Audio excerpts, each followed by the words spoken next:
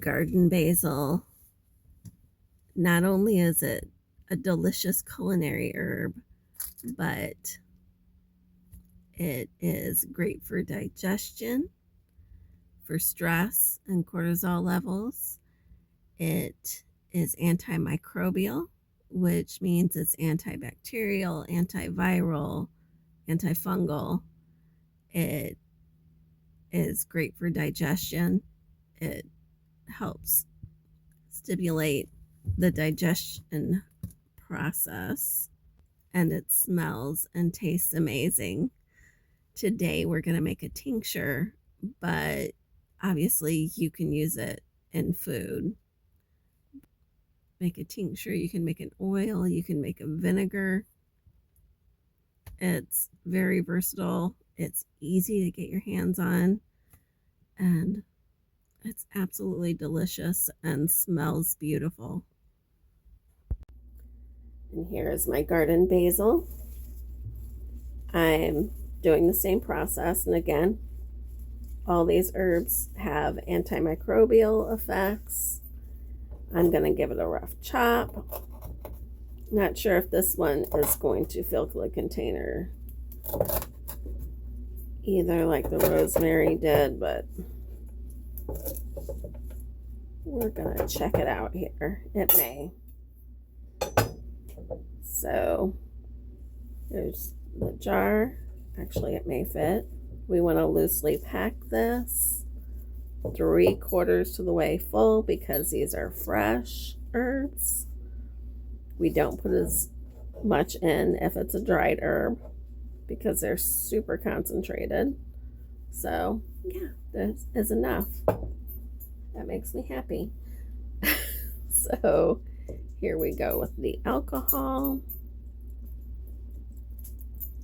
This is 80 proof. You want to use 80 to 100 proof alcohol. So we fill this to the top.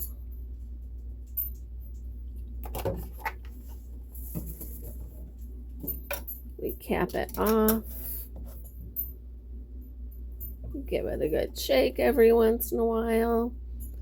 And you want to check it in a day or two to make sure your alcohol level's okay.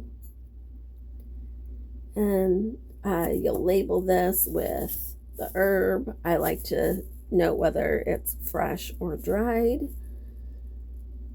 And usually, if the herb is still in there, you can tell if it's fresh or dried. But once you strain it out, you're not going to know. You might know from taste because the taste is different. So yeah, the date, the herb, if you want to add what type of alcohol you used, especially if you want to recreate it, and fresh or dried, strain it in 8 weeks and use it. So when you take this tincture, you might want to try just like a drop at a time to see how you react to it and what works for you. You may not need as much as somebody else does because everybody is different. And this I would either just put directly in my mouth, or I would put it in a beverage. And sometimes I mix my tinctures up in a smoothie. I'll put them in like a bubbly water with maybe like a little bit of liquid stevia or fruit juice. Whatever appeals to you. So yeah, and once you try it a drop or few at a time, if you need to use more, and if you need to use less. So you just kind of need to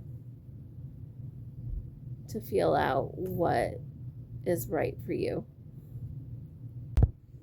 I find a fresh basil tincture tends to have an interesting flavor. It almost, to me has a little bit of a peppery flavor when it's tinctured fresh, which is interesting because basil, I mean, it has a punch when you eat it fresh, but it's different when it's tinctured. I find it interesting.